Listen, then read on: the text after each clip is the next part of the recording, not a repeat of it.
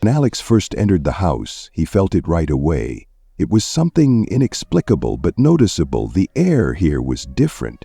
It moved strangely, as if the walls were moving slightly, as if the house was sucking the air in with him. From the outside, it was an ordinary country house, old but solid, a long hallway leading deep, 2 bedrooms, a kitchen and a living room with a large window. But something about this place did not give him peace. The first night, Alex woke up from a sound, a dull, barely audible creak, as if someone was moving along the walls. He slowly sat up in bed, holding his breath. The walls were uneven. He could have sworn that the paint on them was trembling, as if someone was breathing from inside, but that was impossible. The second night, he put a glass of water on the nightstand. When he woke up in the morning, he saw that the water in the glass was swaying, as if something in the house had been moving all night, as if the walls were breathing deeper than before. He felt warm currents of air from nowhere. They enveloped him, as if someone was very close. But he lived here alone. Third night, Alex could no longer ignore what was happening. The walls made sounds.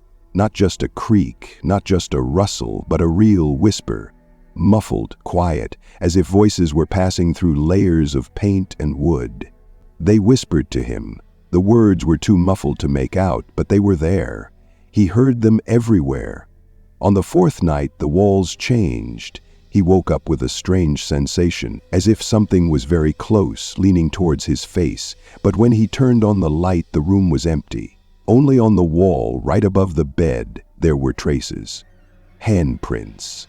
Pale, translucent, left from the inside, as if someone was pressing on the surface, trying to get out.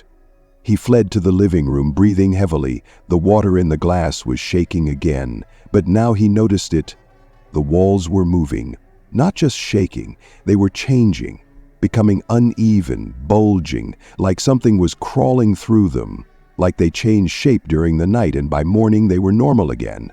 But he knew the truth. This house wasn't just a house. It was alive, and he was breathing with it. Night 5. Alex didn't sleep. He couldn't sleep because he knew for sure that the walls were watching him now.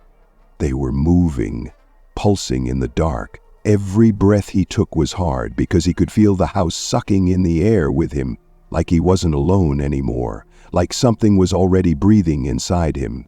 3 a.m., the walls were starting to shake. He could feel it. The whispers were clearer. He could make out the words now.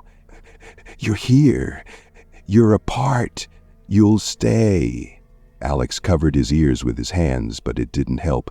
The whispers were coming from inside, through the floor, through the walls, through himself.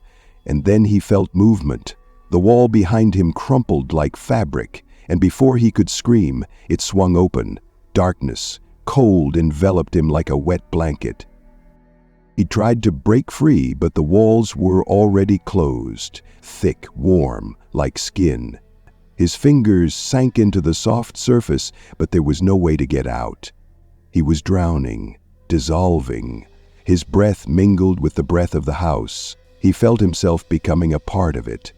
How he breathed with the walls, how his voice became part of the whisper, how his hands reached for the surface from within. But now he was not outside. Now he was on the other side. Time passed. The house froze again, became the same as it had been before. The walls were smooth, no traces remained. But one day, new tenants came, and on the very first night they woke up from a whisper, from a muffled voice coming from the walls, his voice. Alex couldn't scream, but now he whispered, and he knew that soon the house would welcome someone else.